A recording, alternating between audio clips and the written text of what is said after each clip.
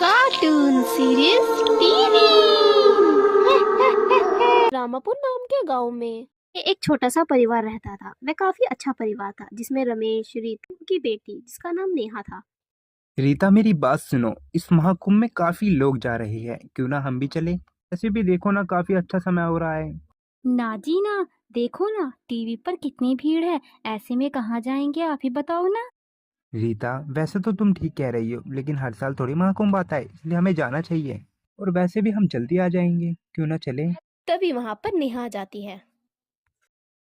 Mummy papa देखो ना, पड़ोस वाली रमेशा आंटी भी गई है महाकुंभ में। क्यों ना हम भी चलें, बहुत मजा आएगा। चलो ठीक है, आपका और बच्ची का जाने का इतना ही मन है तो फिर कल चलते हैं सुबह। जैसे ही रात हो जाती है, सब सो जाते हैं। जैसे ही सुबह हो जाती है, रमेश, नीता, नेहा महाकुंभ जाने के लिए तैयार हो जाते हैं। रमापुर से रवाना होने वाली बस में वे बैठ जाते हैं। रीता, रमेश और नेहा तीनों महाकुंभ पहुंच जाते हैं। देखो ना रमेश, कितनी भीड़ है आगे। हाँ रीता, वैसे सही कहती हो, भीड़ तो काफी है यहाँ पर। नेहा चलते चलते आगे निकल जाती है। अरे रमेश, नेहा कहाँ गई, कहाँ गई, आखिर कहाँ गई मेरी बच्ची, देखो तो जरा। नेहा, नेहा, नेहा कहाँ गई मेरी बच्ची। नेहा, नेहा, कहाँ हो बेटा।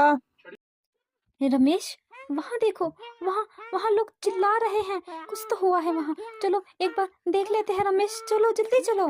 रमेश और रीता दोनों उस जगह जाते हैं। दोनों वहां पहुंच जाते हैं और देखते हैं कि नेहा जमीन पर पड़ी हुई है, खून से लथपथ, और उसके आसपास में लोग खड़े हुए हैं। रमेश और रीता अपनी बेटी को देख के जोर जोर से रोने लगते हैं। तभी नेहा का भूत उसके शरीर से बाहर आता है। मम्मी पापा, मुझे देखो ना, आप रो क्यों रहे हो। मुझे देखो ना मम्मी पापा, मुझे देखो ना। रीता और रमेश थक हार कर अपने घर को जाते हैं। रीता और रमेश को घर पहुंचते हुए काफी देर हो जाती है। रमेश और रीता दोनों अपने घर पहुंच जाते हैं। हे जी, मैंने आपसे कहा था ना कि महाकुंभ नहीं जाना। देखा ना आपने क्या हाल हुआ नेहा का। रीता, तुमने सही कहा था, पर मैंने ही तुम्हारी बात नहीं मानी। मुझे माफ कर दो रीता, और इस कारण हम नेहा को खो बैठे। रीता और रमेश घर आ जाते हैं, पर अब नेहा उनके साथ नहीं थी। वो मेले में मर गई। मम्मी पापा मुझे इस मेले में अकेला छोड़ गए। मैं कहाँ जाऊँ, मम्मी पापा कहाँ होंगे। एक काम करती हूँ, मैं घर जाके देखती हूँ। नेहा कुंभ के मेले से निकल के सीधा अपने घर को जाती है। नेहा को घर जाते हुए काफी देर हो जाती है और अचानक से रात हो जाती है। अरे, अरे ये बाबा कौन है। अच्छा हुआ मुझे कोई रास्ते में मिल गया, मुझे इनकी मदद चाहिए। बाबा, बाबा क्या आप मेरी मदद कर सकते हैं बाबा। सुनिए ना बाबा, मैं बहुत परेशान हूँ बाबा। अरे कौन हो तुम, कहाँ से आई हो, और तुम्हारा ये हुलिया किसने बनाया तुम्हारा, कौन हो तुम। बाबा मैं आपको सारी बातें बताती हूँ, आप मेरी मदद कीजिएगा। मैं अपने मम्मी पापा के साथ महाकुंभ के अंदर आई थी। छोटा सा हादसा हुआ। कई लोगों ने धक्का मुक्की के कारण हमें जमीन पर गिरा दिया और हमें अपने पैरों से रोन दिया बाबा। इस चक्कर में मेरा ये हादसा हुआ है बाबा। मुझे बचा लीजिए बाबा, मेरे मम्मी पापा मुझे देख भी नहीं पा रहे बाबा, और मुझे घर जाना है बाबा। बाबा मेरी मदद कीजिए बाबा। अच्छा ये बात है बेटी, अच्छा हुआ तुमने अपनी सारी बातें मुझे बता दी। अब मैं तुम्हारे उनको असली रूप में लेकर आऊंगा। बाबा नेहा की सारी बातें सुनकर उस पर गंगा जल छिड़क देते हैं और नेहा अपने वास्तविक रूप में आ जाती है। ओम भट भट स्वाहा। ओम भट।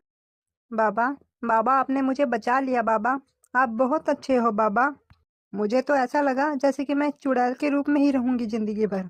बेटा कोई बात नहीं, मैंने तुम्हारे असली रूप में ला दिया है, इससे बड़ी खुशी क्या होगी। रात ज्यादा हो गई है, अब तुम सीधा अपने घर जाओ। नेहा बाबा की बात मान जाती है और अपने घर की तरफ चली जाती है। नेहा अपने घर को पहुंच जाती है। माँ, पापा, देखिए ना कौन आया है। माँ, पापा। तभी वहां पर रीता और रमेश दोनों आ जाते हैं। नेहा, बेटी तुम कहाँ थे। नेहा, पता है उस महाकुंभ के अंदर मुझे तुम्हारी लाश दिखाई दी। नेहा, मैं क्या करता। नेहा, हमारी गलती थी। नेहा बेटा, तुम्हें पता है हमने तुम्हें मेले में कहाँ कहाँ नहीं ढूंढा, हर जगह ढूंढा, पर तुम हमें कहीं नहीं मिली। बेटा हमने बहुत ढूंढा, कहाँ थी तुम, बताओ जरा। हम करते भी क्या, मेले में इतनी भीड़ थी कि हम तुम्हें ढूंढते रह गए, लेकिन तुम हमें नहीं मिली, इसलिए हम घर वापस आ गए। माँ, माँ परेशान क्यों हो रही हो माँ? मैं आपको सारी बातें बताऊंगी। चलिए अब परेशान मत होइए आप।